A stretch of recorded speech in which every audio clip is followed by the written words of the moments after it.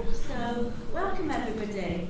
Thank you all for coming today. It's so wonderful to see so many of you. Absolutely fantastic. For any of you who don't know me, I'm Nikki Zimmermann. I'm the support lead here at Dementia Support. And here today is... Hi, I'm Crutch. I'm one of the psychologists and with Nikki help to run the Dementia Support team. And before we sort of start, we're just going to get all our staff that are here today up the front. All of you, please, that are helping today. You have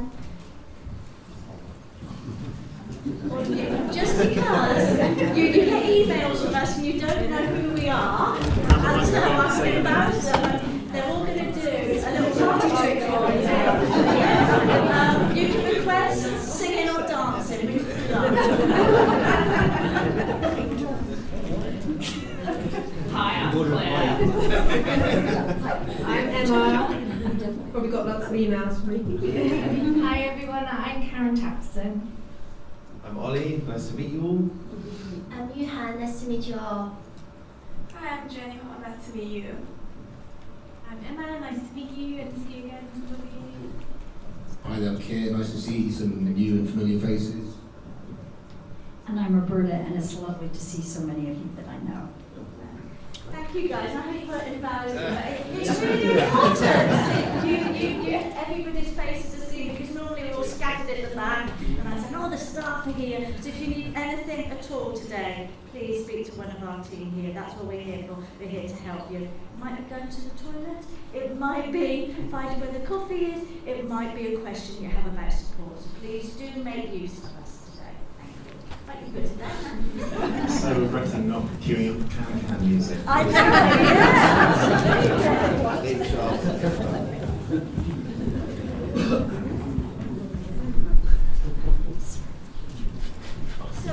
Sorry, no, I'm going to do you're it. doing that. That's Sorry. yours. This is like Anton's dead gone wrong by the way. We're just going to give you a few very brief housekeeping announcements. So you've just met the RDS team who are here to help you today, so please do feel free to collar any of them at any time. The toilets, I think most of you will probably have found just the other side of the area where we were having coffee, so straightforward from where you are at the moment. Emergency exits in the same direction, but also we've got two exits here out to the side of the building, but we're not expecting any fire alarms today, so if one does go off, it's not practice, we'll actually go and gather in the courtyard outside. Also, just to remind you, we'll say, I hope it's okay that we are filming today. We try and keep these meetings in person as much as we can, but obviously there are lots of people further afield and abroad who can't get here today. So we've got a couple of video cameras at the back. They're focused on the slides and on the speakers, and they may pick up some of the questions in the chat that we have later on. But if anyone has any concerns about their image or their voice being caught in any of those, please just come and grab me afterwards, and we can easily make sure that's edited out. After the meeting, there'll be some online feedback and evaluation forms as usual. That's really, really helpful for us, for you sharing your ideas. We want these meetings to be as useful as they can be, and so having your ideas about topics, questions, ideas, maybe you want to put up your hand to share some experience of your own at some point at a future meeting. All of those reflections on today's meeting, as well as all the practical arrangements, are very much appreciated by us. And also just to say we've got the National Brain Appeal with us here today. Sorry, do you want to just wave?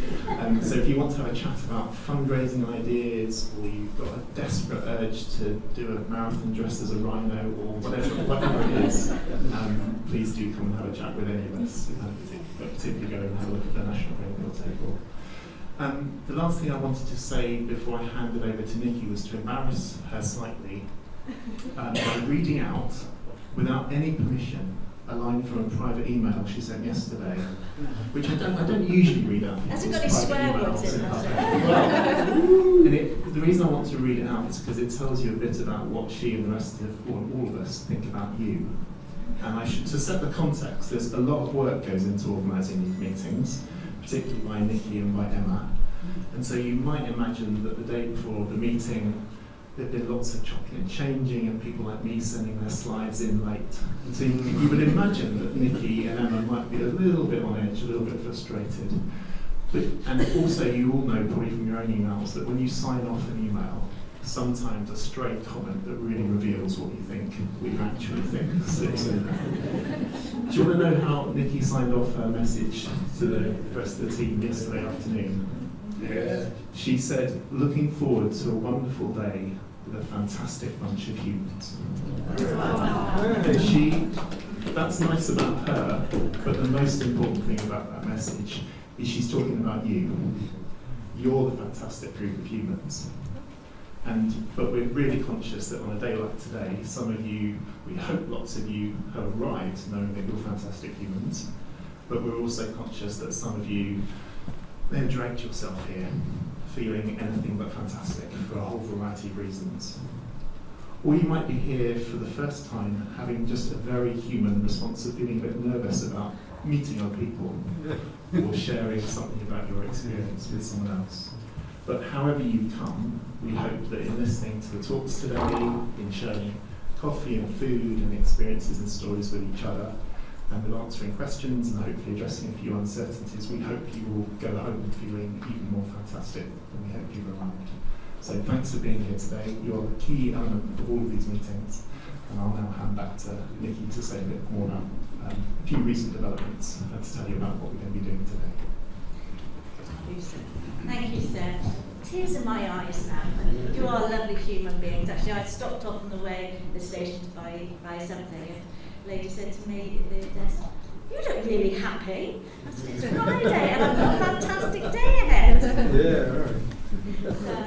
So I'm just going to give you a few updates because it's the new year. Well, it's not really the new year now, but we're in 2024 and we've got a new venue for the year. So I hope you really like it. I appreciate that a few of you had a bit of difficulty getting here.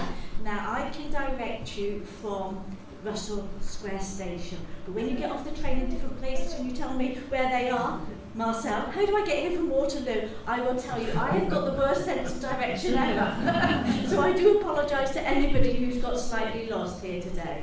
But it's a lovely venue once we're here. The staff here are amazing and we feel really sort of lucky to have this for the year. So I hope you enjoy it as much as we do. The bookings we now do through Eventbrite. The National Brain Appeal do the bookings for us, and I know many of you have really kindly put donations in as well, so thank you so much to all of you who've donated for this, because it makes such a difference and it really enables us to continue doing these fantastic meetings as well. And we always ask people to be members, to come, so we know who everybody is, so we can provide the best service possible. And we know that people want to bring their family members, and that's great. We just sign them up as well. So, you know, we really appreciate everybody booking in that way. We often actually have quite a lot of people that book and don't turn up. And that's not happened today. It's been fantastic. So I've managed to get the bookings and the lunches sorted all together. Well, I haven't. Emma has, because she's absolutely fantastic. So thank you for that. The membership, RDS membership. And your members, you know, whether you're living with the diagnosis, or you're a family carer, or you're a health professional, does anybody know how many members that we have?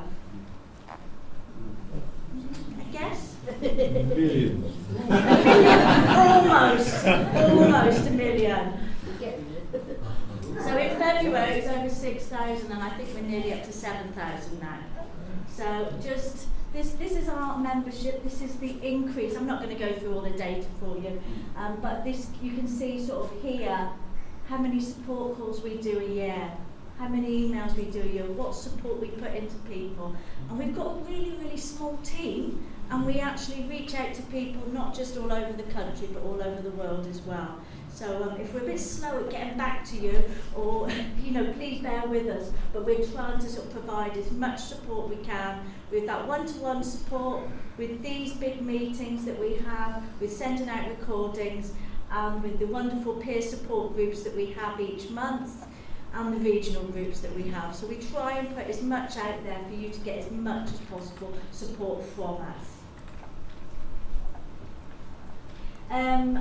Roberta's here today, so there are some regional groups around the country, and we are looking at getting many more as well over the next year or so. So this is going to be our big aim for next year, is the next year is to build up some regional support groups in different parts of the country that really needs it. We're going to be working with lots of the health professionals out there, so we're providing really good support locally as well as support with us. And of course next year we are going to have the first Rare Dementia Support Centre, so we'll have a lovely wonderful building which we'll be able to use for these events, for smaller events, and just a place where if anybody's in town to come in and see us and have a cup of coffee and cake. I like cake, so if you're coming into it, please bring us some cake. Really well appreciated. But there's lots going on with us, and you know we're keeping as busy as we can and trying to provide as much as possible for everybody.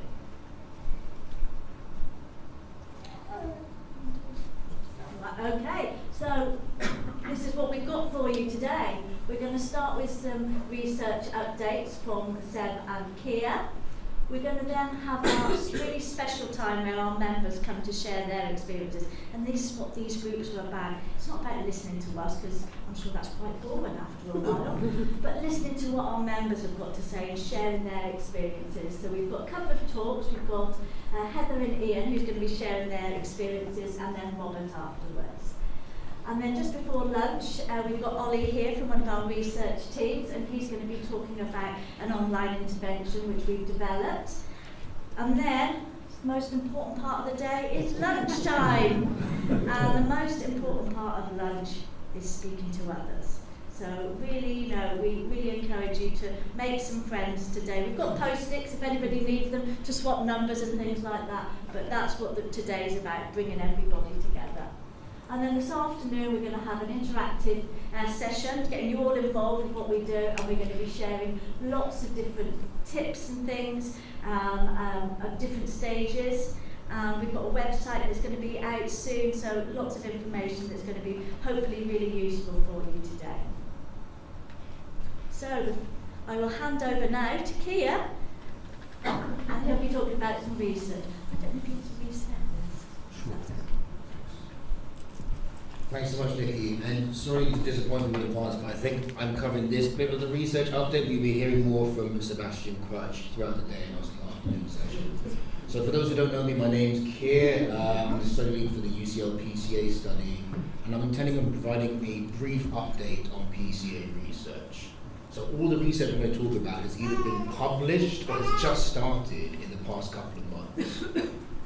I'm aiming to keep this brief and to allow lots of time for questions afterwards. I'm intending on covering 3 updates in particular.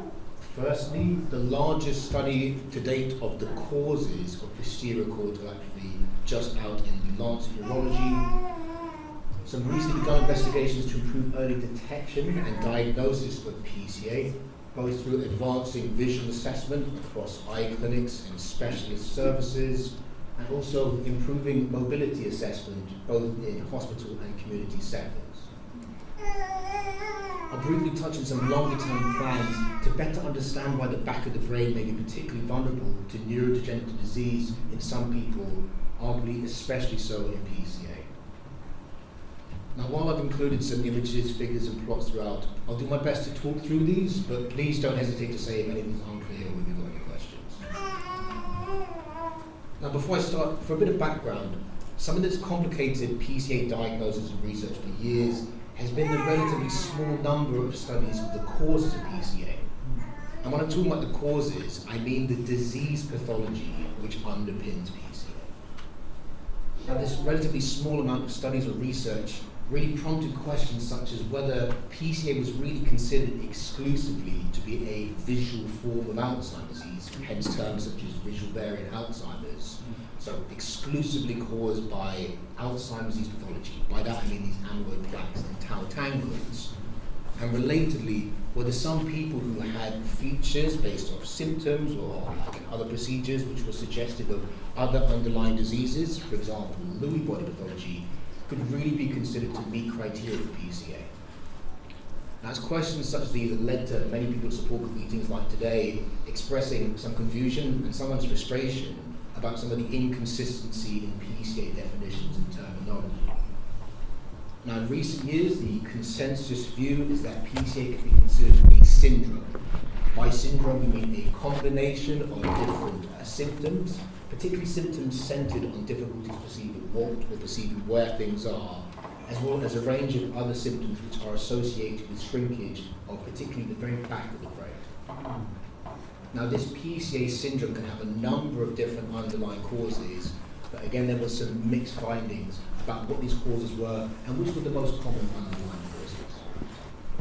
So in the past couple of months, international research has been published in the Lancet Neurology, which has involved sharing information on PCA symptoms and causes from over 1,000 participants with PCA worldwide. Some of the findings of the study chime with the experiences of people in this room and people taking part in research at UCL. So overall, most people were affected between their 50s to 60s, but extending up to some people in their 70s. And information provided by people seen at UCL contributed directly to some of the analyses that I'll show. While findings overall were consistent with not all PCA being caused by Alzheimer's disease pathology, the vast majority of PCA participants had evidence of underlying Alzheimer's disease. By that I mean 94% of people had so-called positive amyloid PET scans or evidence of these, again, plaques and tangles on examination of brain tissue. I'm showing here in this bar chart other Alzheimer's or other pathology outside of Alzheimer's disease. So common co-occurring pathology included cerebral amyloid angiopathy, non-Alzheimer's pathology such as Lewy body disease, and more rarely pathology associated with other forms of dementia. However, it's worth noting that this other pathology might not necessarily contribute directly to PCA or certain symptoms. In fact, some of these other types of underlying pathology, so whether it's Lewy body or even something called TDP-43, could just be co-occurring with Alzheimer's disease more generally, or just be co-occurring because of aging. Now, overall, these findings raise this recurring question, which is why, again, particular Alzheimer's pathology may result in different symptoms often in different people, notably in the case of PCA, resulting in predominant changes in people's vision and spatial awareness, perhaps more so than memory. Now, there was a lot of coverage of this Lancet article in the general news. My last count was there was 120 articles in newspapers worldwide.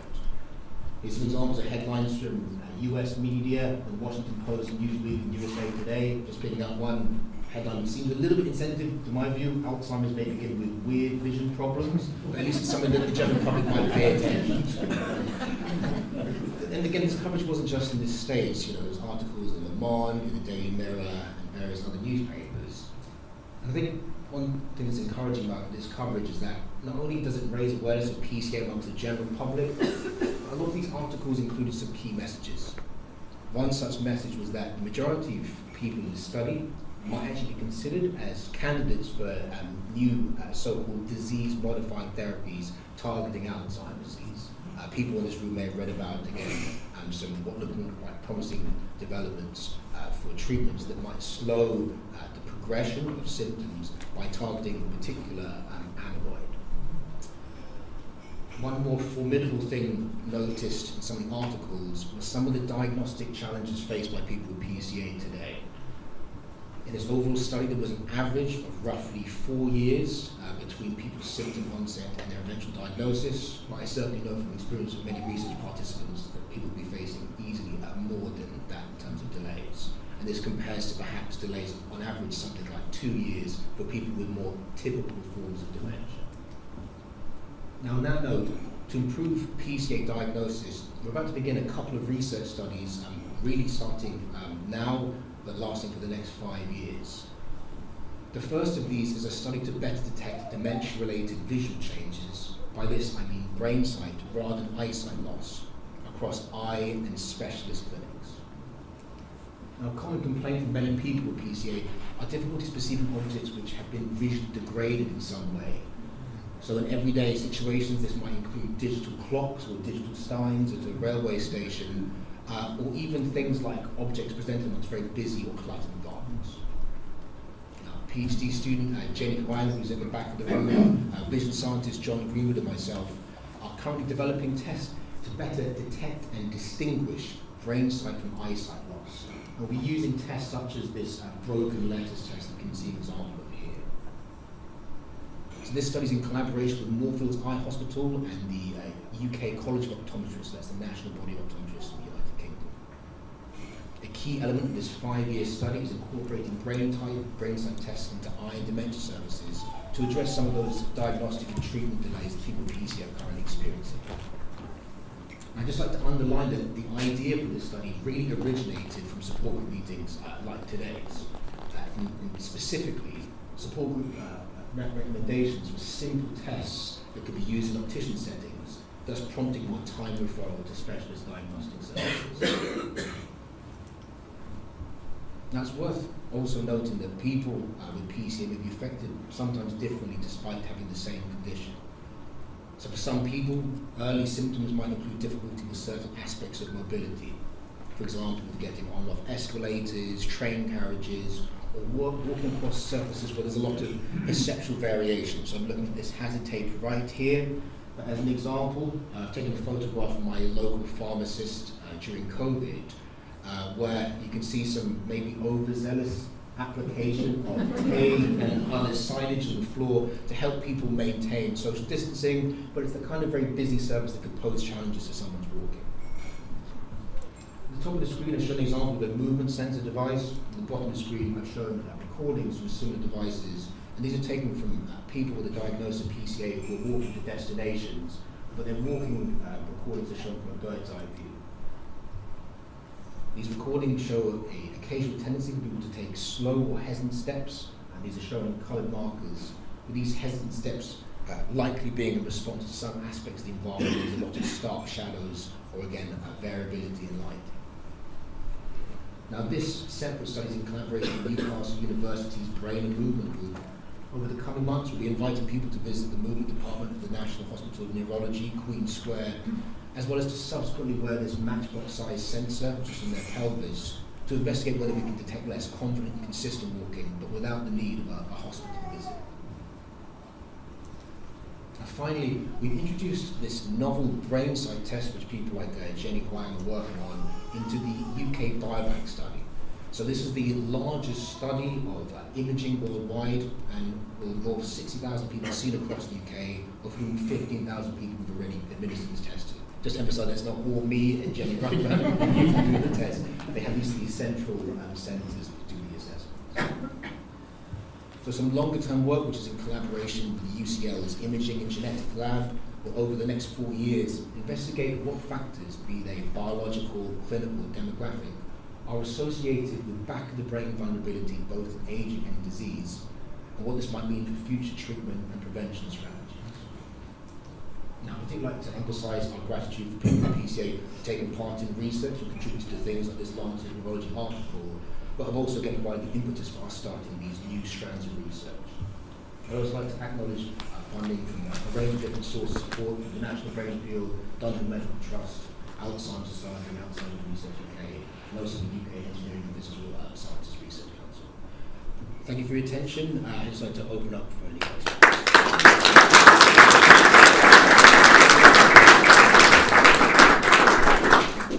Right, I would like now to introduce our first members experience. I'm going to have my wonderful colleague Karen here, and if you notice, Karen got the she got the memo today, you know, very sparkly, yeah.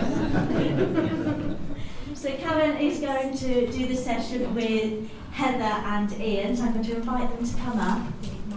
We've got 2 mics, so we've got this one and we've got, I go careful here, so I did it.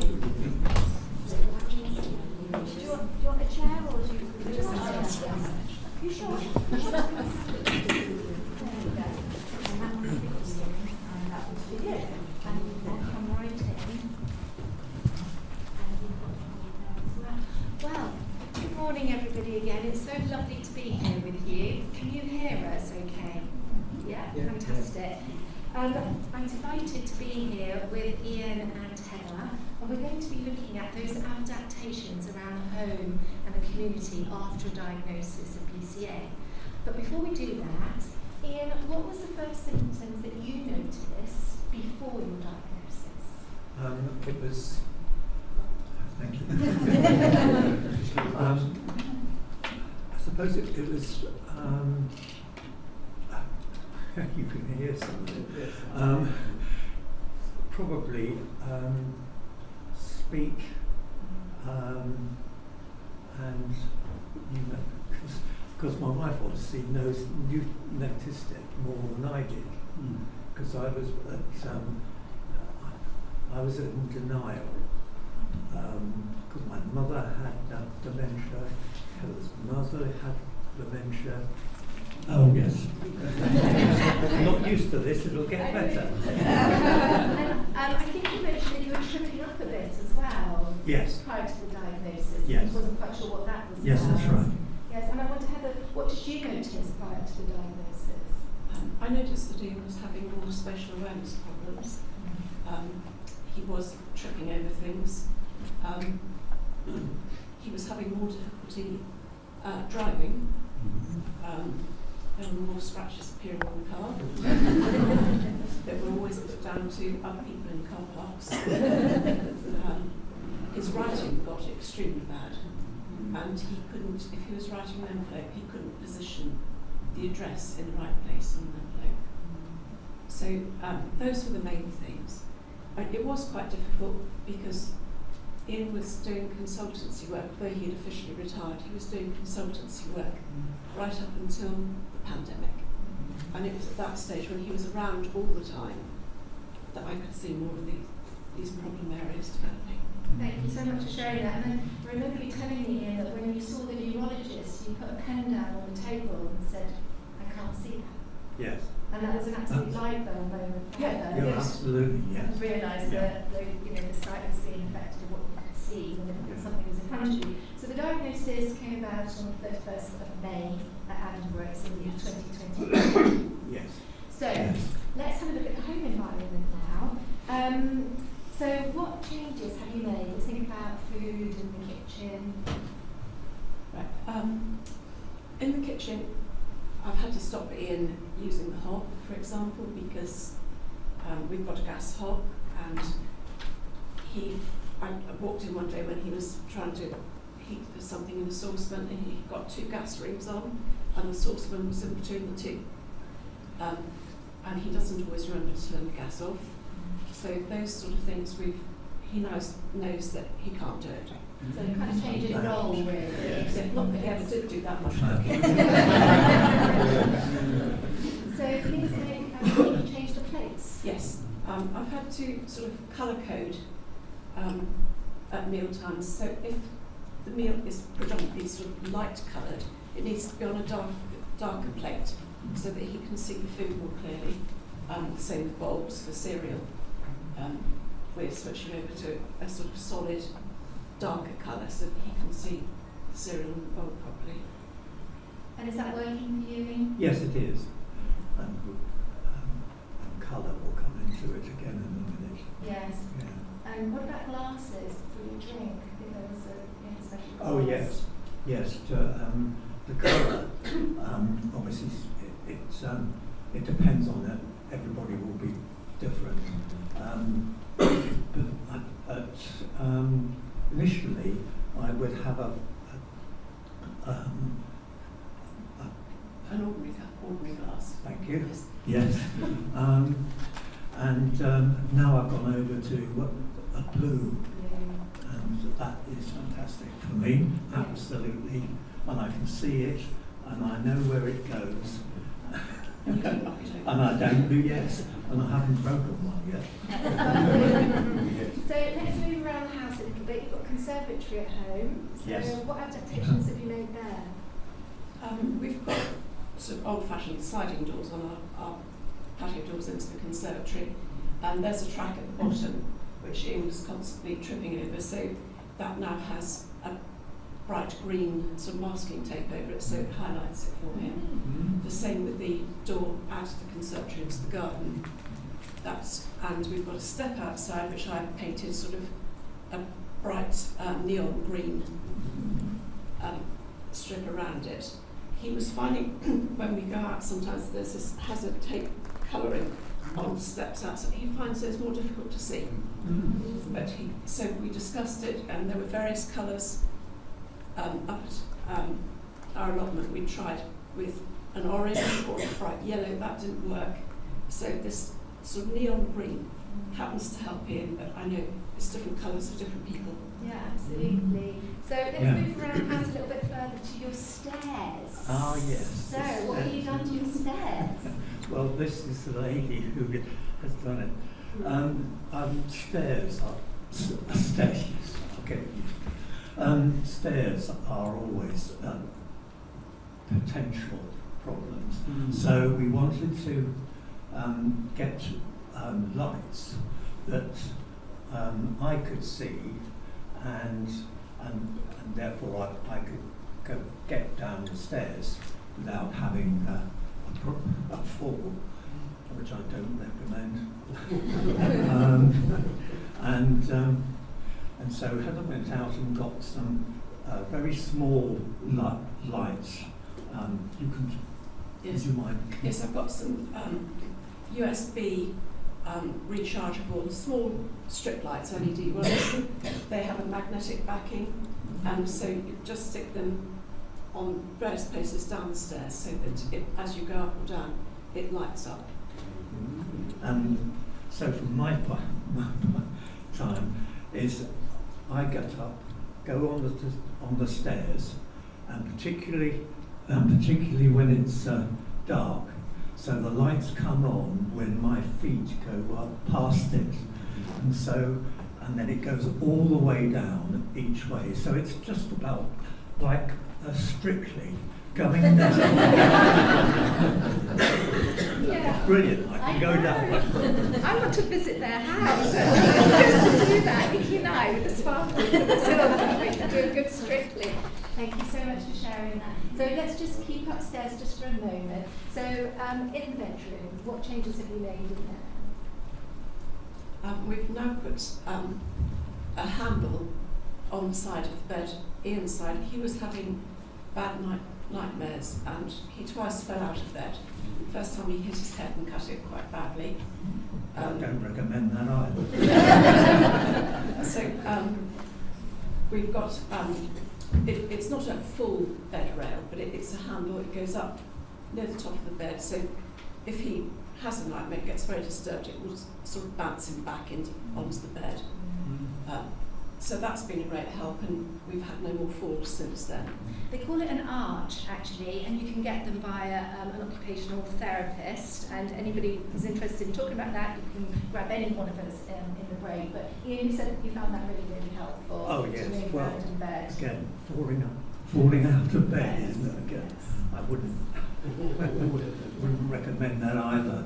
Having gone to A&E. Heather, has there been any change of roles for you both since the diagnosis? Yes, I now do virtually everything. And so, Yes. Ian, I have to do all the admin. I mean, Ian was a qualified accountant, but he now can't do numbers at all. I can't even write it. No, so he can't read or write numbers and things very well, and he just loses control over everything. So bills are getting paid very late and various things like that. So I've taken it all over now. And obviously I had to do all the driving because Ian's not allowed to drive. Oh yes, that's horrible. It's my car. So let's have a look at in the community changes that you made. So you've got an allotment, and Yes. you've already Yes. touched Yes. on that. So again, you tried bright orange to put string around the beds and things, but again, it was Yes. bright green. Yes. Yes. So and is that working for you, Ian? Yes. Yeah. So you Yeah. can water all the plants. I think you were watering the pavement for a bit. Yes. Yes. So- Rather than the plants. Now that's working. for Yeah, you. that's fine. So tell us a little bit about Casper. So Casper is your dog. Ah, What happens yes. when you're out in the community? Yes, well, having a dog is a really good way of actually talking to people about PCA, and they've been incredibly helpful, really, really helpful. And what happens if you get lost? Well, look, he's a border collie, and he can take me home. He knows exactly. it's not a very big place that we live in, but and all the dog owners know that I've got PCA. That's amazing, isn't it? Yeah. I've got a dog. My dog won't take me home. He'll take me to the village pub. Not because I drink too much, but it's because they'll give him such a big fuss and a few biscuits. The other thing about having a dog is that I take him out every morning and every afternoon, and we do at the moment 30 miles each month. Wow, that's amazing. I am very fortunate in the fact that I can run with him as well, and he runs at 20 miles an hour, but I don't. So Ian, you've got your sunflower lanyard on, and you've said to us that you find that helpful wearing it in the community. Yes, again, and at the beginning, I was quite happy having a diagnosis. I know it doesn't work for everybody. I wanted to know what was going on and what I could do and who was going to help us. And I found it much easier to tell people about it, and they've been superb, absolutely superb. So you did tell all your families and friends about Yes, the diagnosis. all of them. And did you share any information, any fact sheets or anything with them to help them understand PCA? Yes, we downloaded the fact sheet which Red Adventure Support put out, and we took that with us to the opticians, for example. We were very lucky, actually. The optician we saw knew all about PCA. And so we make sure that Ian goes to see her each time, and she spends lots of time with him making sure that his glasses are the right prescription for him. So she's really good. And she said, when I took the leaflet in, and she said, "Can I keep this to show the other members of staff?" And I said, "Yes, please do." So that was really very helpful. Thank you so much. I could talk to you guys all day. We're going to have to begin to wrap it up. But before we do, can I just ask you, what advice would you give Ian to somebody recently being diagnosed with PCA to live well? Yes, it's a difficult one.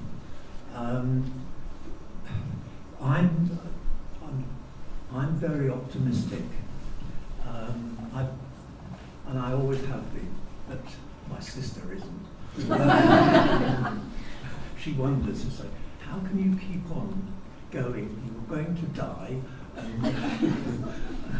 But you're always so positive when you come to the PCA peer support groups as well. My view is that there are 1 million people out there who are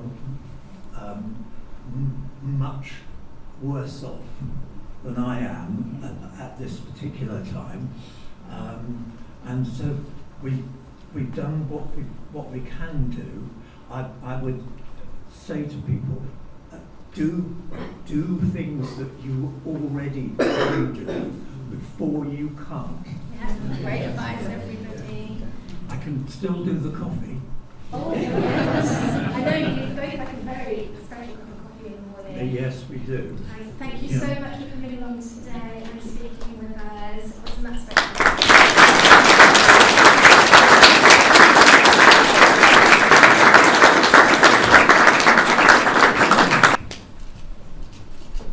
I'm now going to invite Robert to come up to speak.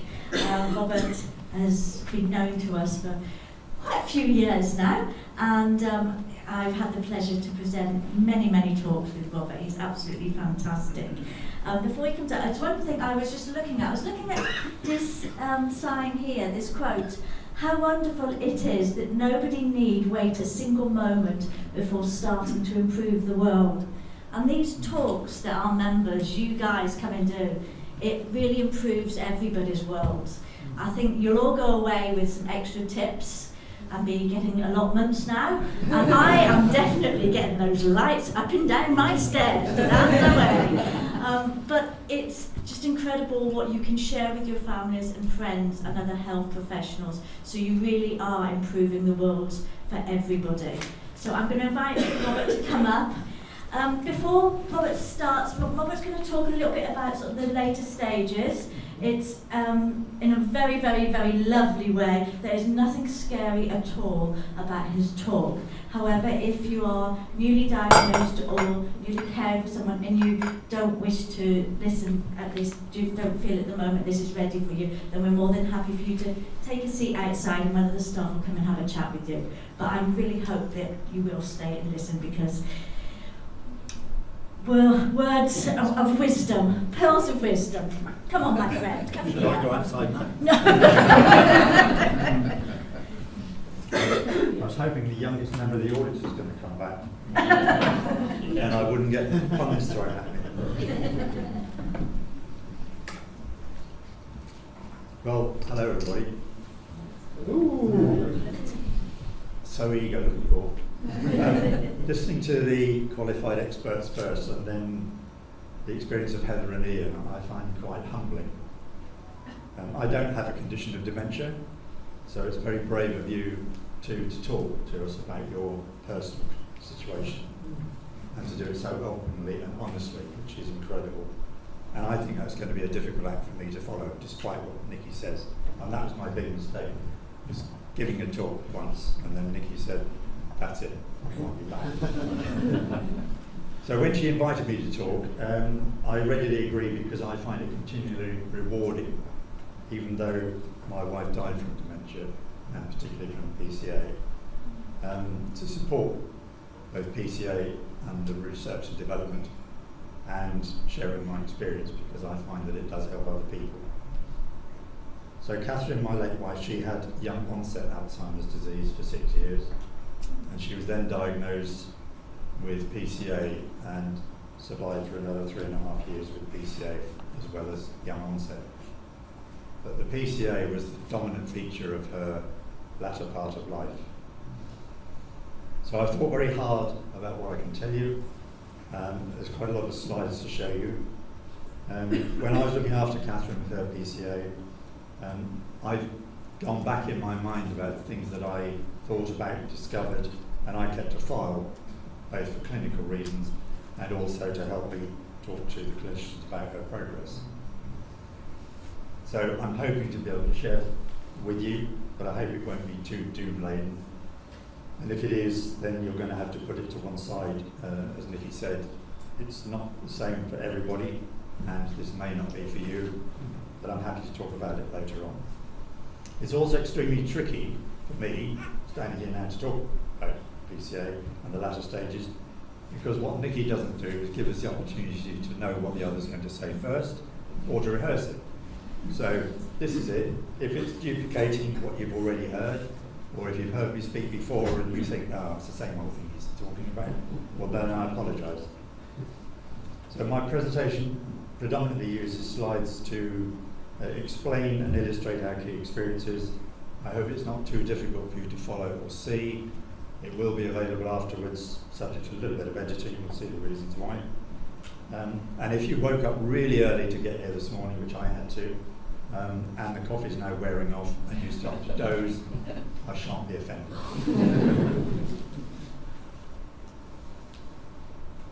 So the question that I was asked is what helps at the later stages? And the simple answer is, although I'm not going to do it simply, is just get to know loads of stuff in advance.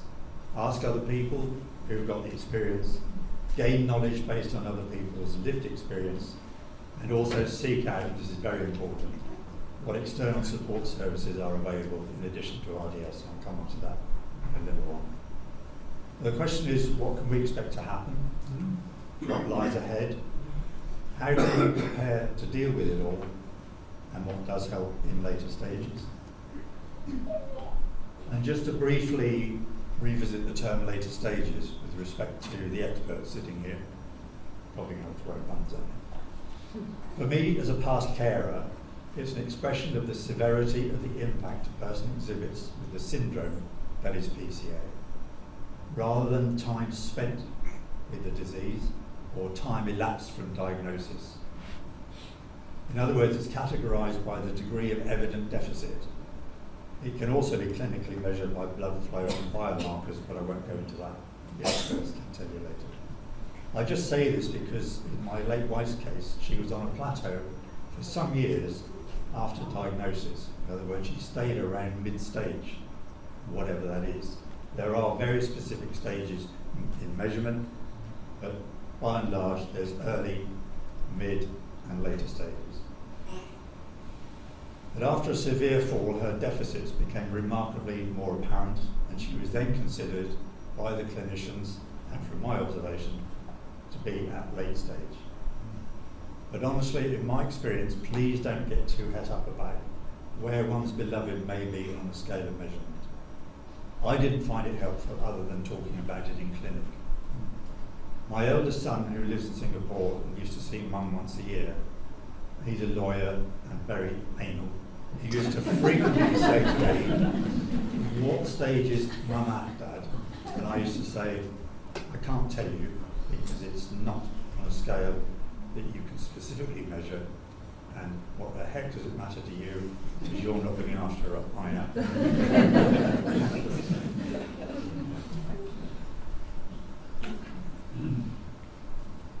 So just to recap, some of the indicators in assessing the stage of PCA. It's gone so small I can't believe you have glasses.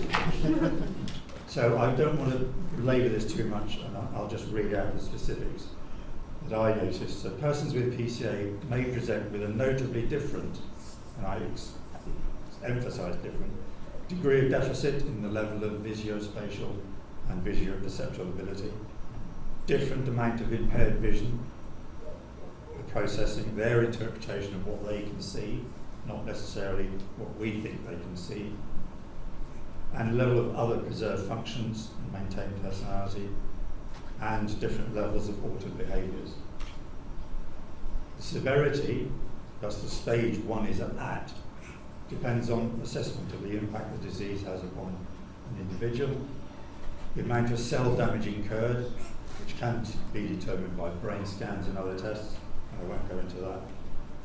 The evident deterioration of cognitive function, you presumably all have heard about MMSE testing, which is one of the basics that a GP or a clinic will do, and the overall rate of decline.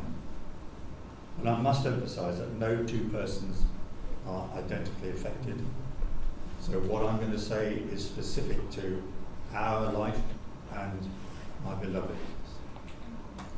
So here is Catherine, age 47, she is fit and well. 15 years later, age 62, after 4 years of ongoing tests as to why she was unwell, 4 years, she was diagnosed with young onset Alzheimer's disease. Then at 67, she was diagnosed with PCA, and as I said, that became her dominant condition. And once we were over the shock and realisation of what lay ahead with PCA, we adopted this attitude to guide my caring and our coping together. And you'll see it's a mnemonic of PCA, but we found that incredibly helpful. So our story that I'm now going to tell you is about how PCA affected us and what helped us. I'm going to talk about coping at home, and if I get time, transitioning to a nursing home and the care there. And difficult though it is, I shall tell it as it was. This is not necessarily going to happen to you and your beloved. It was our experience. So Catherine's peripheral vision was compromised. She had quite blinkered peripheral vision. Gradually her visual processing diminished. Her eyes deviated outwards when she got tired, so she found that incredibly difficult to focus because one eye would be looking unless they're both focused together or coming inwards. You can't actually differentiate words. She was averse to loud noise, and she was equally troubled by me mumbling, she said. And when she was walking, she was prone to veering to the left and stumbling.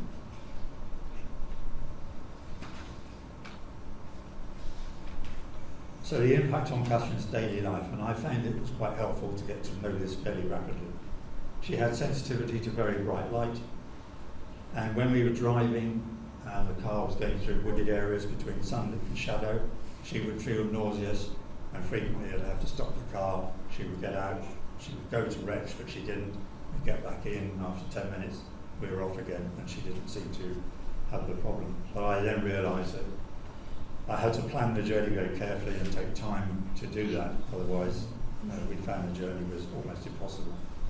She had compromised mobility, especially when walking, and she had, possibly because of the young onset, impaired comprehension and a delayed reaction time to what I was saying. Sometimes I would say something, and she was Irish, and she would say to me, and I won't try and impersonate her accent, but she would say, "Hey, fucking hell."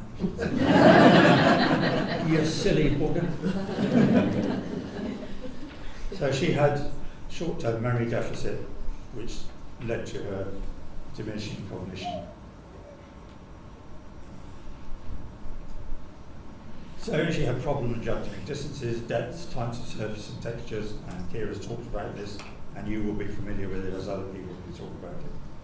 She struggled with recognising faces, and particularly mine as she got further into the condition, and sometimes she would say, "Who's that?" She could see me, but she couldn't recognise it was me until I spoke, and then she would look up and say, "Oh, it's you, is it?" She had difficulty coordinating both hands, particularly when she was cooking, and she gave that up fairly rapidly. And the situation that was described with the gas hob, she got into a terrible mess with that. And I took the very expensive decision to take the gas hob out and have an electric hot put in so that she couldn't burn herself, which she did on a couple of occasions. She was also very good at chucking coffee grounds on the floor because she couldn't see the cup when she was putting it in. And she used to say, "I'm going to make a cup of coffee, darling." I thought, "Here we go." But my learning was not to try and interfere, because as long as she had some element of independence, she was happy. And she would make the coffee, and she'd probably spill it on the way back to the lounge when we had quite a lot of cleaning of carpets to do. Dressing was a real issue as we got into later stages. Keep going, Buttons, zips, shoelaces, very, very challenging. And thank God for Velcro is what I can say, because it didn't make a difference. Drinking and feeding, and I'll come on to that in a little while. So we had a lot of spills. She had very poor hydration because of that, so she wasn't aware when she was hydrated and dehydrated, and she also lost quite a bit of weight. We had some nutritionists come to visit with the district nurse because they were concerned that I wasn't feeding her properly. It's something that I had to persuade them. I then kept a diet chart for 3 weeks to show the food that she was having and the food that she was eating. It did go in one end and come out the other, sometimes quite liquid. But she just, for some reason, was not taking the nutrition, and she had to go on to supplements. She got very confused with medication. People will tell you, "Oh, you get those little strips with Monday, Tuesday, Wednesday, Thursday, Friday." She didn't know what the day of the week was. And in the early stages, of the later stages, if that makes sense, she had an overdose because I came back from shopping and she said, "Well, I've taken my tablets." And I thought, "Yeah, you took them before I went out, sweetheart." So that was quite an issue. And she also then started to suffer incontinence, which was, for both of us, particularly for her, quite an awkward situation. Now I'm going to share this with you. You may or may not appreciate this is something that you will come across. I found this thinking about it, quite difficult. And this is not being critical of my late wife. But she showed these feelings, and these feelings are, in my experience, common, even though people won't talk about them. So she felt a lot of guilt about needing help. She used to say to my younger son, "You shouldn't have to do this." And he would say, because he's pretty straightforward, "Well, you're my mum and you need the help. Dad's not here, so we will." She had resentment because she felt that she was compromising retirement that we would have had. She got very frustrated because she couldn't necessarily articulate what she wanted, and she got quite stressed. There was quite a bit of animosity, for obvious reasons I won't explain why. She was indignant, she could get quite irritable, and there was quite a bit of self-recrimination. She got confused, she felt helpless, and sometimes she felt isolated in the house, even though I was around. And she suffered from depression. She didn't believe she was depressed. A very wonderful community nurse started looking after us through part of the diagnosis process, which is no longer available. And she used to visit every 6 weeks, and she'd come into the lounge and sit and chat to Catherine. And she would ask questions which I thought were obvious, and I realised she was asking them so she could detect how Catherine's progress was. And she said to her one day, "Oh, you're not depressed anymore." Catherine said, "No, I'm not." And the nurse said, "So the tablets are working then?" She said, "I'm not taking any tablets." And then this is me, so big fess up here. So I felt, and looking back, I didn't realise I was, but a lack of self-esteem, because my life had changed dramatically. I used to run a large organisation. I ended up running a charity for carers. I thought I was pretty bee's knees. But when you end up with your whole life is focused on caring, which it was, you clearly got an altered role and you have to come to terms with that. There are new responsibilities. Likewise, there was a certain amount of resentment, which I now admit to. We were going to go on a trip to New Zealand. We had to abandon that. So, yeah, there's an element of guilt and resentment. And there was, without doubt, stress, and it has had, as I now realise, an impact on me and my health still. At the time, I was absolutely focused on it. I'm a very practical individual. I was trained in services. You get a job, you get on and you do the job. And I didn't realise that actually that was inculcating stress within me. And yes, I used to get irritable on the basis that it was frustrating our day. There was, I have to admit, a certain amount of hostility when I couldn't get Catherine to do what I wanted her to do. Time to go shopping or time to go to bed. There was clearly less focus beyond my caring duties. My whole attitude was, let's make sure Catherine is comfortable. And I had a heightened concentration on ADLs, which is activities of daily living, to keep her occupied and to keep the house ticking over.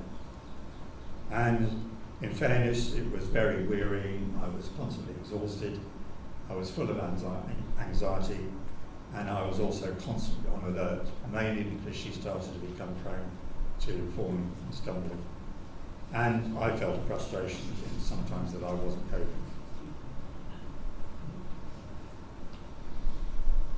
So supporting Catherine at home, caring brought new obligations, and it helped me to realise that this was the case. I won't read them all out, you can pick them out. The only ones I will pick out specifically are social dislocation. I don't know whether you've experienced this, but we found that the friends we had started to drift away because they couldn't cope with Catherine's decline. I mean, she was still quite young, she was 68 or 69. And they really couldn't understand why they couldn't interact with her, because even though she would smile away and try and be engaged, she was on a different plane. There were considerable financial pressures until I discovered that there was support out in the community with attendance allowance and funded nursing care. I'll come on to that in a little while. And RDS has all the expertise to give you the support of that. And then there was the psychological pressure, the burden, the impact on each other's moods, and for me, facing the ultimate outcome. Catherine never ever discussed what she thought the future might be. She was Irish, she was a fatalist, and she tended to see things tomorrow rather than down the line. But she never discussed it. Whether she ever appreciated it, I don't know. Very, very occasionally, I'd go into the lounge and she'd be weeping for no apparent reason. Whether her brain was processing that, the lovely nurse told me that the drugs might have been part of that and bringing it on. But I found that quite distressing, and she said she can't remember that. because of her young onset Alzheimer's. And there's a spiritual aspect. I mean, she wasn't highly religious, but we used to go into, when we lived in Chichester, we've got a wonderful cathedral. We used to just go and sit in there and just contemplate life, which we found terrific. I would emphasise that as a carer, please don't neglect your self-care. It's vitally important, because if you go down the hill, then there's nobody to look after your beloved if you're managing on your own. It's also important to remember the person's behaviours are often coping tactics for somebody with a deteriorating brain function. It's how they deal with it. I mentioned the attendance allowance. There are other Department of Work and Pensions benefits, and I recommend that you try and discover what those are. And when I talk about caregiver burden, here I mean the positive or negative feelings and perceptions that a caregiver has associated with providing care. It's logical that it will vary depending on everybody's individual situation. But I have to say that acknowledging this helped me to accept the responsibility and the duty of care. And this is a bit of tongue-in-cheek. What I call the 6 C's, I'm stretching it a wee bit, but care delivery. I learned to manage the new tasks, to plan ahead, and to sort the timing, and it was critical for me. I found the things that I thought would take 20 minutes used to take at least double that. From going out the door, had to get ready, had to get the shoes laid out, the clothes laid out, and I had to start conditioning Catherine that we were going to go out, because often we used to go to Singing for the Brain after lunch on a Friday. She'd say, I don't really want to go. We would go, partially because I was encouraging. The car's waiting outside, darling. It's running, we've got to go. But afterwards, after an hour and a half of Singing for the Brain, she'd come back absolutely buzzing. 2 reasons: she'd had a lot of coffee and carrot cake, and she talked to a lot of other people, which was brilliant, because our world started to shrink, as I mentioned with we improved the cooperation and communication between ourselves and with others, and I made it an effort that whenever we saw people to explain that she had this condition. PCA, very few people had heard of it, even the GP hadn't a clue. And once I started to explain to people, it made a difference and doors started to open. Competence, understanding the care system. If you can, make an effort. There's loads of information online. RDS has lots of information. And knowing who is who and what they do in terms of NHS and support in the community is actually critical. Because once you understand the system, as I'll mention in a minute, it opens other doors.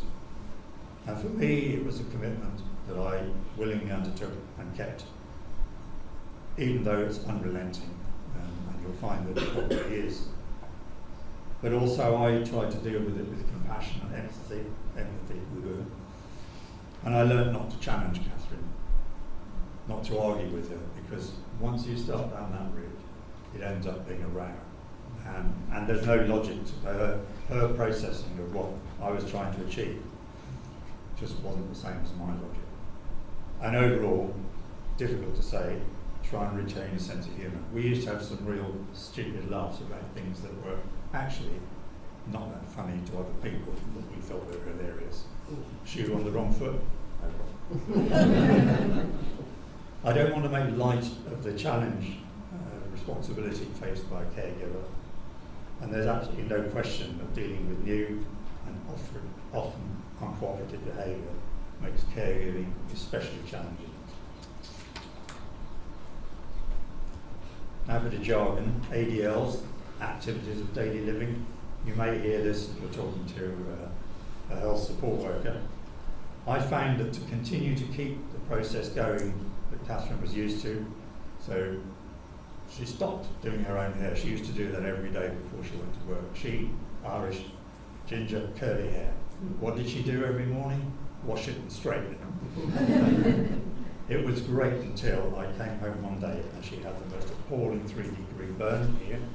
She picked up the straighteners on her hair and she had much reduced sensation of pain, and she held the tongs further up and took ages to heal. So we removed those, I removed those, and then decided that the money we were getting from assistance would basically be her hairdressing money each week. So she went to the hairdresser on a Friday. They were wonderful in the hairdressers. They were friendly, dementia trained. They understood her condition, and they made her feel so special that her Friday hairdresser appointment, even though it was difficult to get her to go to it, she really appreciated it. Here you can see she's on a respite weekend here. They introduced Catherine to pastels, and I went off mountain biking because the deal was there would be a assigned support worker who would look after her for the 2 days that we were in respite care. When I came back, she was wearing the crayon all over her beautiful jumper. She had a great time smudging the whole thing and creating this artwork. She was incredibly proud of it. And I tried to find it the other day, but somehow it's got lost. But try and keep things going as much as you can. She was a dab hand at crosswords, even when she was really compromised. So she used to go next door to my 88-year-old neighbour, and they would sit there, and my 88-year-old neighbour, his eyesight was going, would ask the clue, and Catherine would fill in the blanks. The two of them were like a double act. Getting her home for lunch was quite tricky. She used to love music, classical music, particularly classic FM, was a saviour right up until the end. I've talked about singing for the brain, she enjoyed that. She sort of listened to the news but wasn't that fascinated because it's going to happen, it's her fatalist approach. We used to go to the theatre quite a bit because Chich has a wonderful theatre, and I realised that she really enjoyed musicals. When I discovered that they also had a whole programme for helping people that were in wheelchairs or were in some way disabled, and you had special seats and you went round the back and you got to the lift and you didn't have to queue and you got given coffee at half time, it was brilliant. So dig it out if you get the opportunity. Cinema we gave up. TV, because of her PCA, she found it incredibly difficult to follow, even though we had a reasonable television at the time. She also spent a lot of time just sitting and dozing, and she would sit there with her eyes closed but not sleeping. And she was just looking at the inside of her eyelids, as she called it. But it gave her a lot of comfort to be peaceful and just to listen to the world going on around her. Getting up was a challenge. If I got her up, dressed and breakfasted by lunchtime, 12 o'clock, I felt I was doing well. And at bedtime, after supper, she was really keen to go to bed around 6 o'clock. And her joy was getting into bed with the duvet and a big bolster so she didn't roll out, and it's a big issue. And she didn't sleep, she just wanted to feel safe and comfortable in a cocooned environment. I do try and stress though, try to remain involved as much as you can in activities outside of the house, otherwise the whole world starts to shrink, both for her and probably for you as a carer. And Keir's mentioned some of these things, but I just want to talk about them briefly. So, bathing, toileting, dressing, feeding. We were fortunate in finding the local health authority provided free of charge handrails up the stairs. They came and installed them, and when she left home and went to a nursing home, briefly talk about that if I've got time. They said, well, you can keep those, but we'll have everything else back. So that was the frame around the toilet, bars up the side of the bath and in the toilet. It used to frighten me though, because we've got a central heating radiator by the toilet, and she would use that to lower herself onto the toilet. I said, darling, that's scalding hot. Because she had no sensation of pain, she used to hang on to that, and she used to frighten me. There was a rail about that far above it, but she used to hang the towel on that as much easier. So as I said, pain perception, she didn't remember the feeling, and she couldn't describe the symptoms of pain, which when she clearly had backache, that was an issue. We talked about prescribed medication. She found, as time went on, difficult to swallow tablets, and fortunately the GP was prepared to go to the liquid formulation, which is about 6 times more than the tablets, so £62 for a week's supply. Frightening. And she used to have these tablets toward the end, very similar to homeopathic tablets, and she would take those and proceed to swallow them. And the nurse would come along and said, "You haven't taken your tablets, Catherine." And she said, "Yes, I have." And she said, "Well, there's still some in the chair," and they would be out of the capsule, they'd break the capsule and give them to her. And then she'd go like this, and they'd be between her gum and her lip, as she hadn't swallowed it. So it's really important once you get into that situation to keep an eye on it. And she couldn't detect the sensation of being wet and sitting in a wet pad. Just generally, being undressed and cleaned by another person can feel frightening, humiliating and embarrassing. So how one approaches that, I have to leave for you.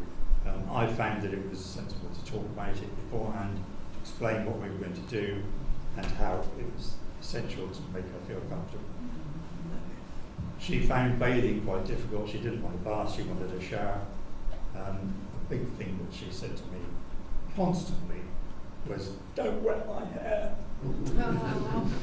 So she used to end up with a bath cap, and I used to end up with a bath cap, so that we both felt comfortable and I didn't get my hair wet.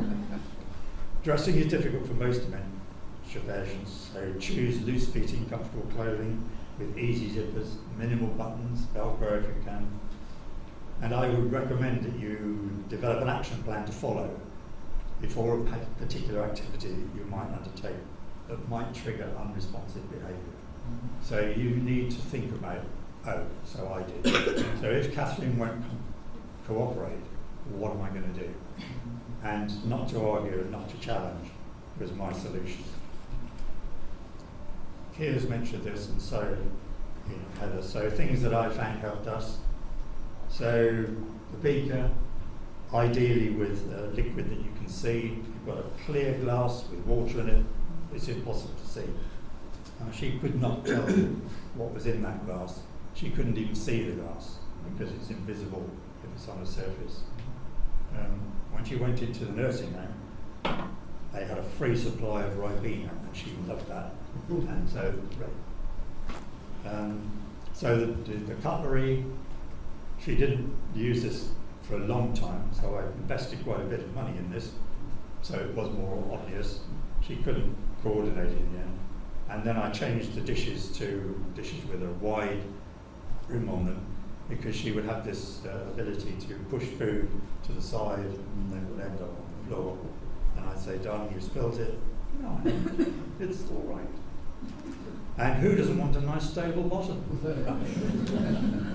So a mug that doesn't fall over, again, because thrills and spills. So personal care, my observations and the need to be vigilant. Catherine latterly became quite uncooperative and resistant. It was her expression of feeling out of control. She didn't like being rushed. She became afraid if you didn't do things slowly, and she became confused by what was expected of her. She suffered from dehydration because she couldn't tell when she was thirsty. She developed UTIs on a regular basis. She displayed anxiety, but she didn't know why. And I realised after talking to a district nurse that this was clearly the reason. I knew very little about UTIs because you ladies tend to keep things to yourself, but once I discovered it, it was essential. And I had a raging row with the GP at the reception desk when the nurse said, "Take a sample at lunchtime, take it round and get it tested." And the GP's receptionist said, "No, she needs to come in herself." And then I said, "Well, she can't." She said, "Well, get her to write a letter." I said, "She can't write a letter." And he said, "Well, bring her in." I said, "She's in bed, she's unwell, she's nearly delirious." And then after a bit of a contest, I left the sample on the reception counter and I said, "Perhaps you'd like to look after that and let me know what goes on." Fortunately, the senior partner rang me during the afternoon and said, "We've had it tested at the hospital. She hasn't got an UTI, but we're going to send a district nurse to do blood tests." So there was a result, but my golly, it was pushing water uphill, I tell you. She occasionally blacked out. She had no recall of why she had a seizure. But please, whatever you do, be aware of falls and be aware that this is a syndrome, that it can trigger this. And she had numerous chest infections you must be alert to this, as it says, it can rapidly become serious. Even when she was in the nursing home, she had 2 chest infections and ended up in hospital. And there's the risk. It can become really worrying. So,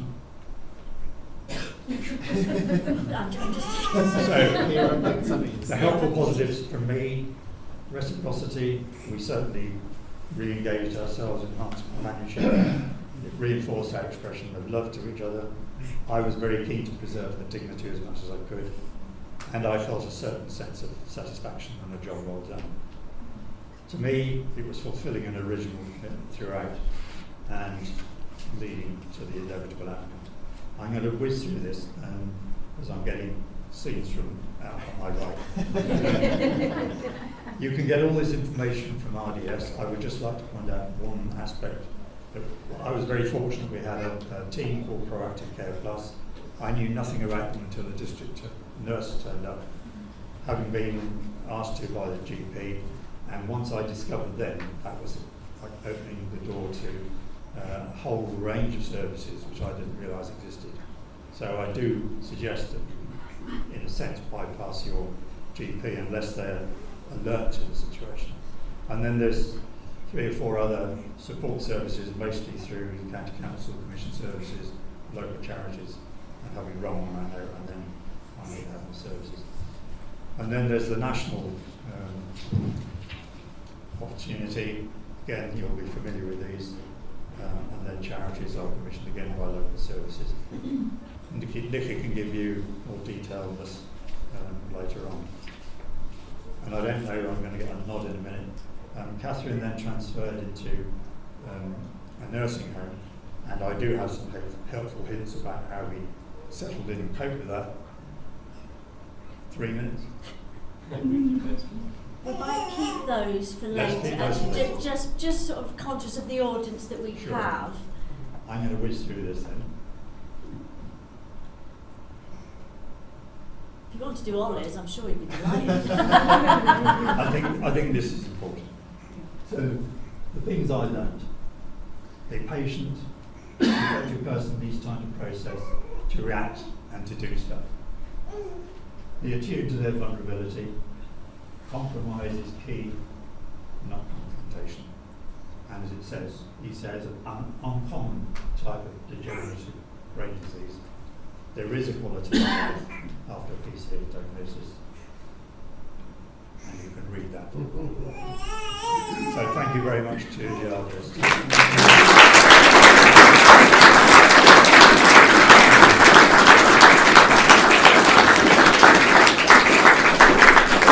I'm going to invite now, quickly, one of my other favourite men in my life, Ollie. Ollie was an absolute diamond when we went to the conference in Amsterdam last year, and he was told, I think, by my sons to look after me to make sure I didn't get lost. So I'm going to hand over to Ollie to talk about the online intervention programme. Thank you. It was a delight to be able to have excuses to bunk off from the millions of talks to go and sit somewhere and have a little nice chat in between. Thank you, Robert. That was exceptionally detailed and rich. Your bravery and integrity will have absolutely won lots of people, so thank you for that on behalf of everyone. I'm in between every one of the sandwiches, I'm very aware of that, so I'm very quick. I just wanted to introduce a new bit of research we're doing. So I work with RDS and I work on this grant called the RD Talk Grant. Some of you will have engaged with us already through a survey that we did a while ago.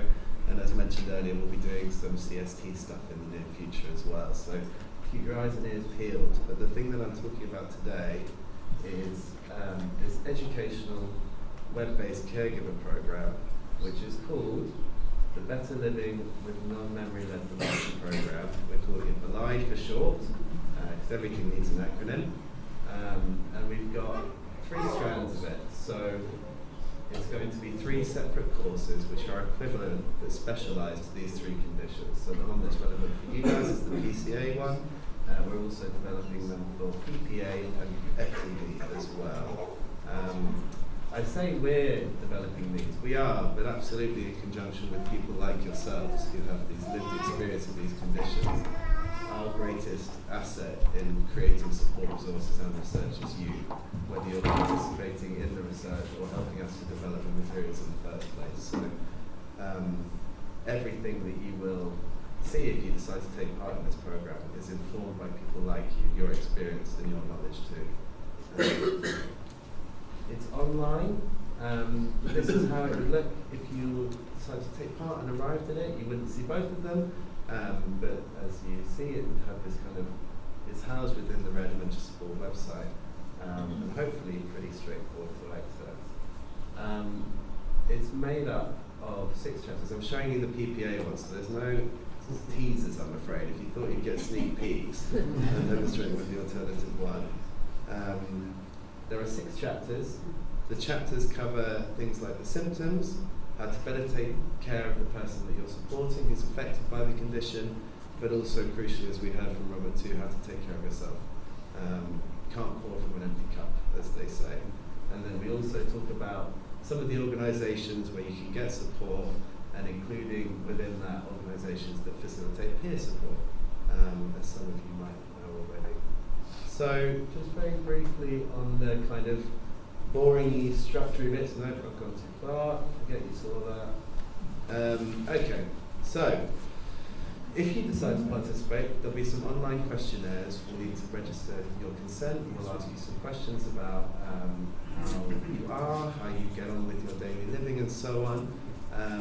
You then go through and have an onboarding session with Ida Suarez-Gonzalez, who some of you might know. She's a clinical psychologist and absolutely excellent. She's the one running this trial. And we, after this onboarding session, you have 8 weeks of self-paced e-learning, which sounds very jargony. Essentially, you'd have access to the resources and you can go through them at your own speed. And all of these resources are downloadable as well. So I don't want you to think that when you finish the course, you'll suddenly lose access. That's not the intention at all. And then at the end, we'd ask you to take the questionnaires again, and you'd have a short exit interview to kind of tell us about your experiences of the program and whether it's been useful or not. So there's one little stipulation, which is quite boring in terms of you guys, but it's unfortunately how we do things in research. So we're aiming to recruit 238 of you. This is for caregivers specifically, I should say, or carers. It's a big number, so there's lots of opportunity for people to get involved. So if you are interested, please do reach out. Of that 238, half, so 119, would get access instantly to the program and would be able to go through it. The other half would have to wait for 6 months.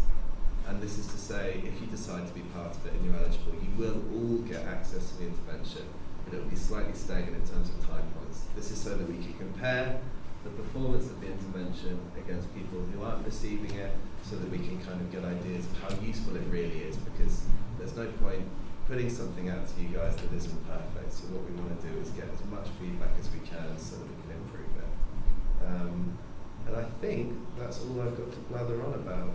So this is the all-important email address. I'm sure some of you have seen it before.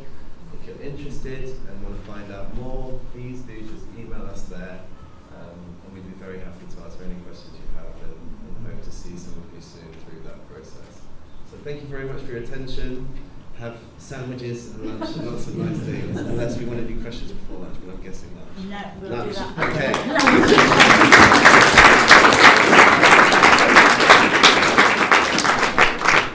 Hi everybody, can you hear? So it's great to welcome Drs. Emma Harding and Janneke van Leeuwen, who are going to come and talk to us and lead us through the afternoon session. Very briefly, 2 quick things. One is, apologies, we're slightly behind schedule.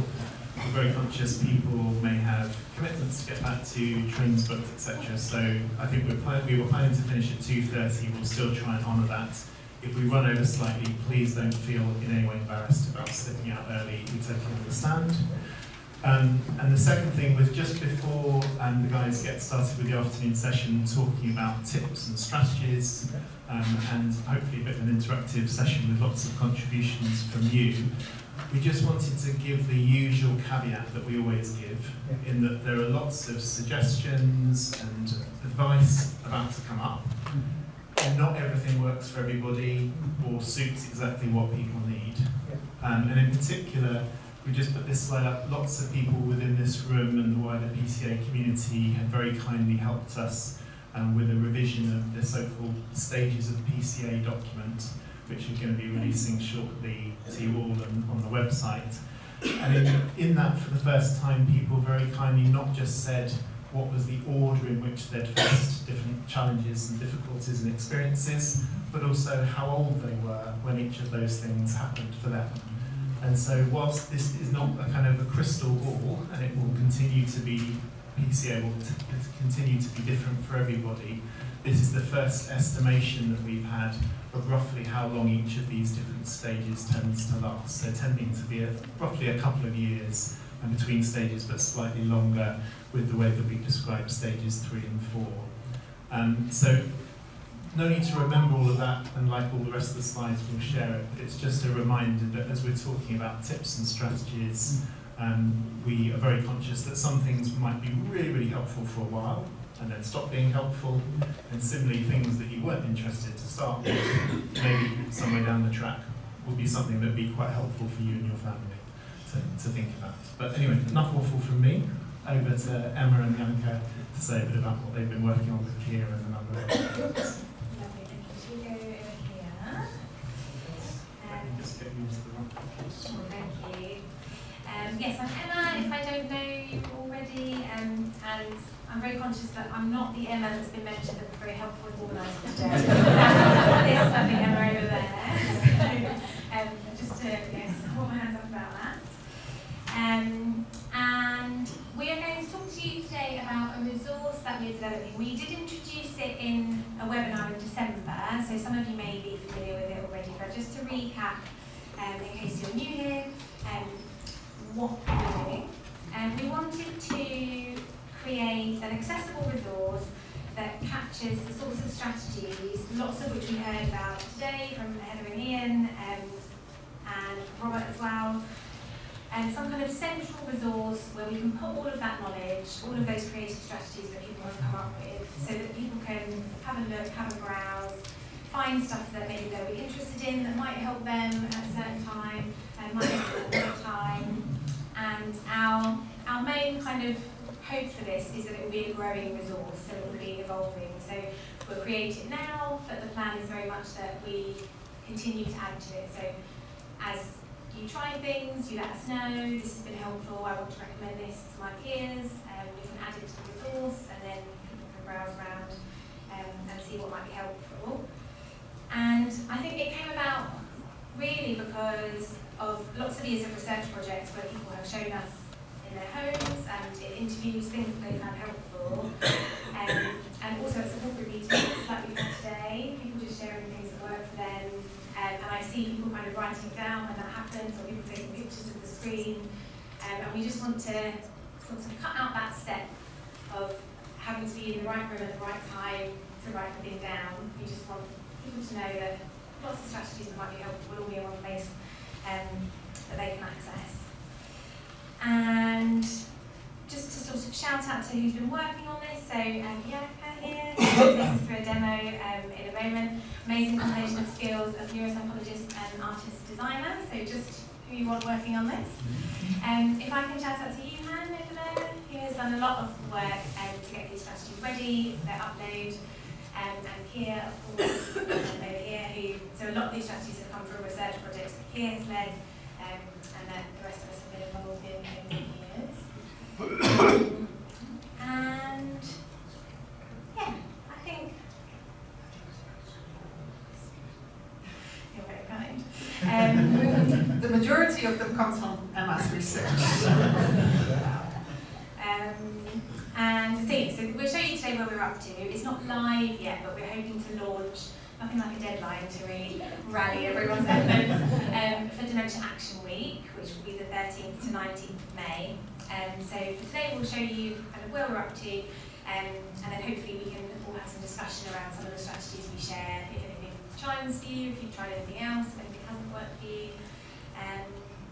So yeah, I think that's it for now. I'm going to hand over to Janneke, who's going to walk us through what it looks like. Yeah. caveat first, this is still a work in progress. One of the things that I'm already noticing here, which is very helpful, that the background should be a bit darker grey, because you can't really see the tiles now, but I hope you'll forgive me for that. So we spent quite a lot of time talking about how this resource could be presented in a way that would be most accessible and helpful to people. So we give it a lot of thoughts into how to organize it, and also taking particular visual challenges that people living with PCA might encounter on board. So I created a design where I made color labels for the different categories of strategies, so that it can help as an extra memory structure to think okay, I want to look up something in the personal care domain that's light green, so that you don't only have to focus on processing the words, but that you can also navigate this website based on color organization. And so the first time you come to the website, this is what you will see. And then you have the 8 main categories, which Keir and Emma have came to based on their research, as in that those were the main categories that the majority of tips and strategies could be grouped under. And so for first-time users, we're also going to create a button at the top, getting started. That is still a work in progress, so I won't show you just now, but there you will find some information about the general idea behind the website, how it came about, who was involved, and again also some of the same caveats that both Emma and Seb have already mentioned, as in this website is meant as a general resource. Some tips might work for you, others might not. And by no means it's meant to be definitive and helpful for everyone. Hopefully there will be something that most of you will find helpful at some point. So what I'm going to show you now is a little bit of a tour of the categories that we've already finished, and those are the top lines. So I'll start with general, and then you also see how it's organized from that point on. It takes a little bit of time to load. Sorry, that's an issue of the Wi-Fi here, not the website. Yeah. So one of the things that we also paid attention to is the way you can navigate the website. So we try to create a website where you don't need to scroll, and you can navigate to each different page by clicking a well-visible button, which are at the lower edge of the screen. And so on each page you will see 4 different tips or strategies at the same time. And these have all been tips and strategies who've been shared by you and other people living with PCA. So the way this works is you can just browse the titles of the posts, and just a lot of them will already be informative enough. But if you would like a little bit more information, then you will be able to click on the read more. Basically, you can click anywhere in the section, either here or on the title on the picture, and then you will be taken to the post. But as you can see, this is still work in progress, so that is coming soon. But when we properly launch in a month's time, hopefully, there will be a little bit of extra information here, and you will also see the picture that you saw on the previous post a little bit larger. And also, should you wish to print out certain strategy tips, then this would be a layout that you could use for that, and then this will take you back to the overview. So I will just demonstrate how you can browse through the. Yeah, so this is. I promise this is Wi-Fi, so they're not loading. And just to say, because Janneke wasn't here this morning because she was working on this right up until the last minute, but it's been so reassuring to see that so many things that were mentioned in the talks this morning are already things which are coming up here, like the colour contrast, the reallocating some tasks. We talked about that with cooking and so yeah, it's just great to see that. Although I do feel like we need a separate Heather and Ian PCA tips website for everything that you talked about as well. Yeah, and that's also something that we discussed earlier. If there's other tips and strategies that you already know that you would like to share at the end of the session, please do. And I will share contact details at the end. Yes, yeah, there'll be a way to do. Yeah, that's a key part of what you want to do today, really. I've showed you like a little bit of how to browse through this page. And I made in a similar style as the landing page, where you first select a navigation bar here at the top, again using those same color labels, where you can just jump to a different category. And say like, okay, now you've explored general bit, and you're like, oh, I would like to go to technology. You can either click on the color label or on the word, both work. And then you go to technology, and then you have a different set of tips and strategies there. And again, the same structure of how to navigate. So it's always consistent throughout, which will hopefully help with like using the resource. And if you already have a particular thing in mind that you're looking for, you can also use the search bar at the top. But that's also still under construction. But like when we launch in a month time, you will be able to like type in like search words here, and then it will give you a list of different posts relating to that particular search term. And I don't know, Emma, you had maybe in mind a couple of things that you wanted to touch on, particularly a couple of strategies maybe. Yeah, we thought maybe we could have a look at some, and just because, invite your input and your experiences of them. So maybe we can stay on technology. Is this the first? Oh yeah, maybe we'll stay on technology. So for anyone who can't read these ones on the screen, the examples we have are a talking watch, so a watch where you can press the button and it will read the time out to you. This flipper remote control, which is like a simplified remote control where lots of the buttons that you don't need regularly are concealed, so it limits your options, so you only have the key buttons that you need for most things, like the volume up and down, the channel up and down. Microsoft accessibility features. So something also to say is that these are at quite different levels. So some of these are very specific and some of them are quite broad.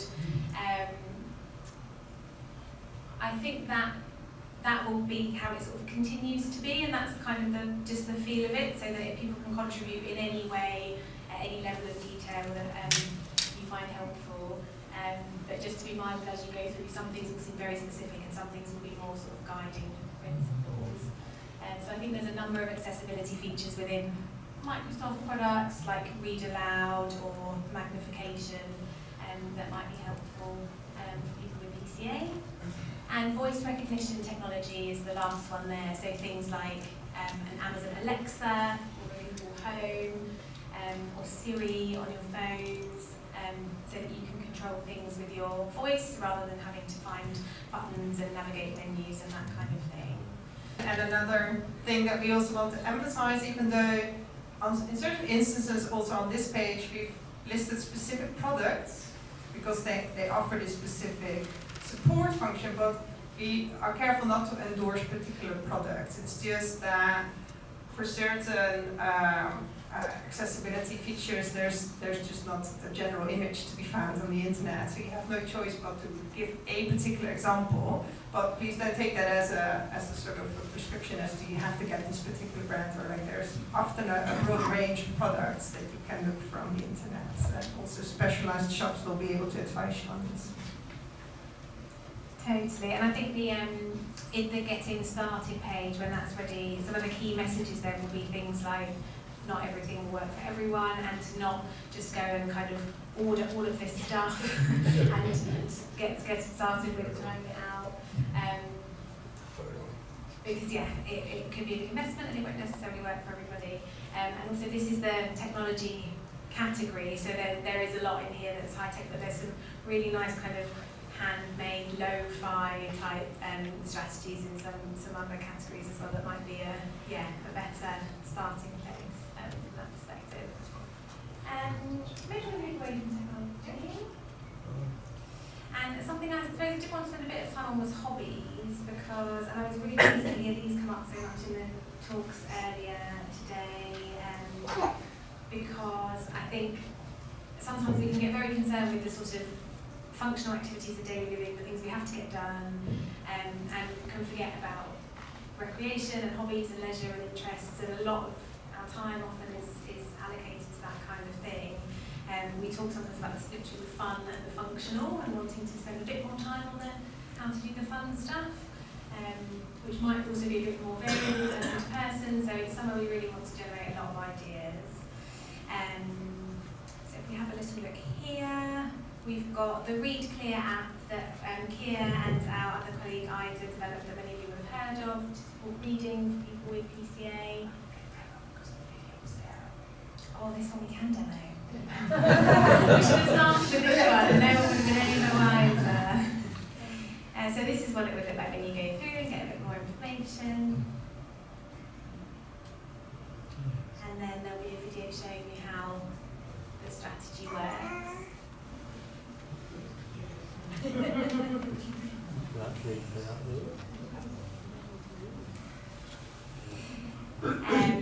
And then lots of audio related things. So we've got here listening to podcasts, audiobooks, newspapers, which I think actually, when you mentioned about the Talking Watch, I think you can get audio newspapers for free as well. So that will be something for us to add in there.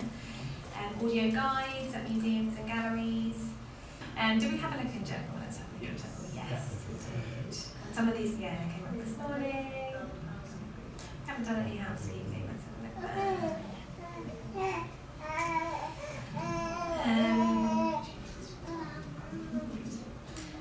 Perfect. So consistency of the environment. And an example of that could be keeping things in the same place. I don't know if people make an effort to do that and find that helpful, or the opposite, find it very unhelpful when things are moved. That's often something we hear.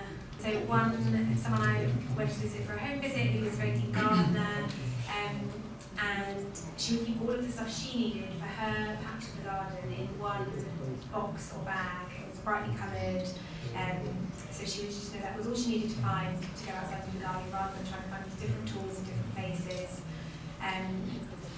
So yeah, keeping sort of key things together for a certain activity so they're easier to find. Having a colour contrast mat underneath, say a phone or keys or a mug to help with locating that. Reducing shiny or transparent surfaces in the home. So here we've got a picture of some reflection coming off the shiny floor. These things which I think were also mentioned earlier on, so decluttering, perhaps simplifying the surroundings. Rugs, I remember Robert mentioning rugs, slip and trip hazards. Being careful of lighting that causes glare or stark shadows. And good even lighting, especially in key areas like on the stairs or in the bathroom.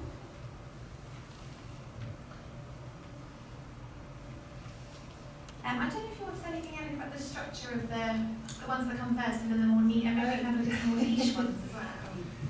Yeah, so when we started the afternoon session, Seb briefly touched on the topic of staging. The way we've organized the website research is that it's been organized around a different way, in the sense that the tips and strategies that you will find on the first page tend to be the ones that have been mentioned by quite a few people. So it's nothing to do with staging, but more as in like how often has this been suggested as a tip. And it's also, again, to emphasize, it doesn't mean that the tips and strategies you will find further down are less useful. It's just that they have not been mentioned yet as often. So that has been the reasoning behind the organization of the organizing of the post. So that like the ones you see the first have been like suggested by quite a few people.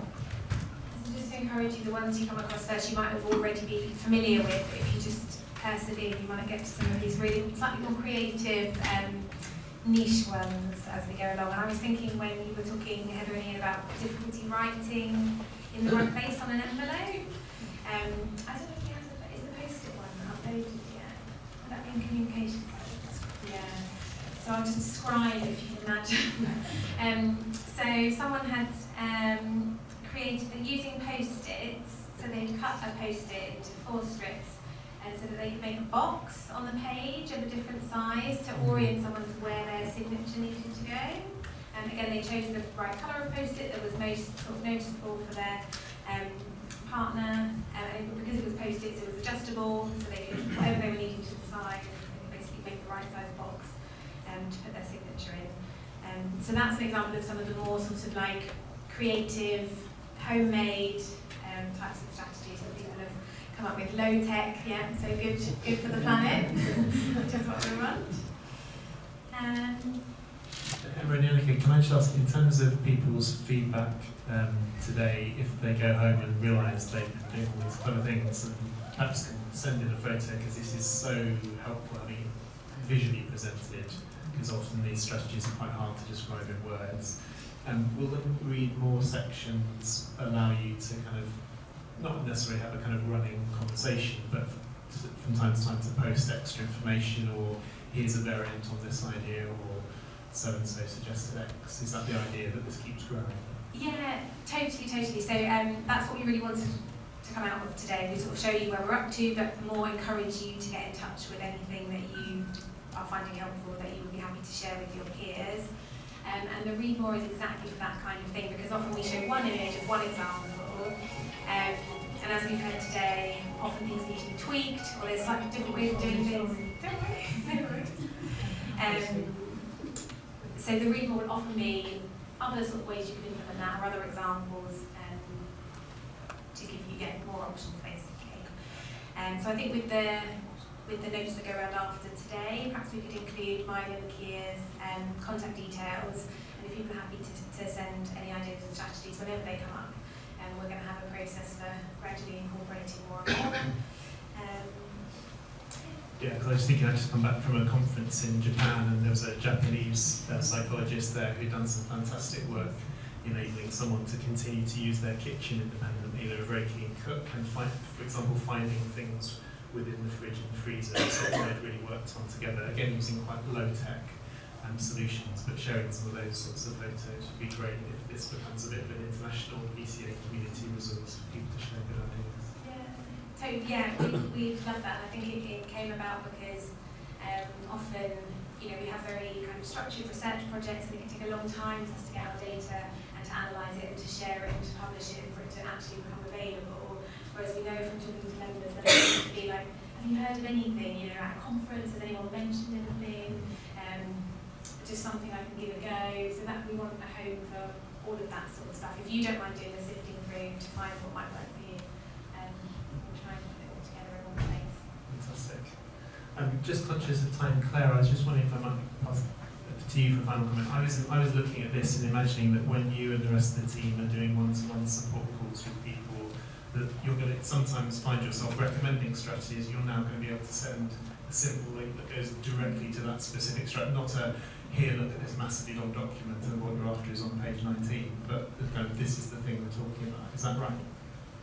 Yeah, absolutely. So, absolutely, this is going to be such a wonderfully helpful resource because of all of you here being able to share those tips, those strategies.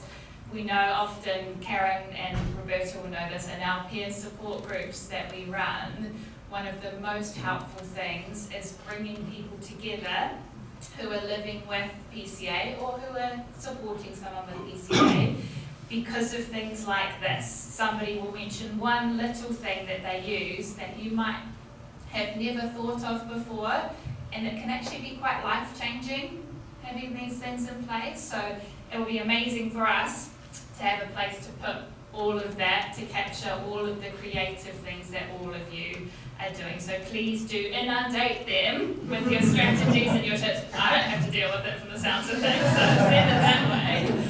But yeah, just to really emphasize why meetings like this are so important, because of all of you here coming together and sharing these things with each other. And now we've got a place to put them, so that's wonderful. So just a thank you to all of you. Fantastic. So unless anyone has any last questions or comments, I think it's time to say a massive thank you to Emma and Janneke and Keir and the rest of the team, and you have a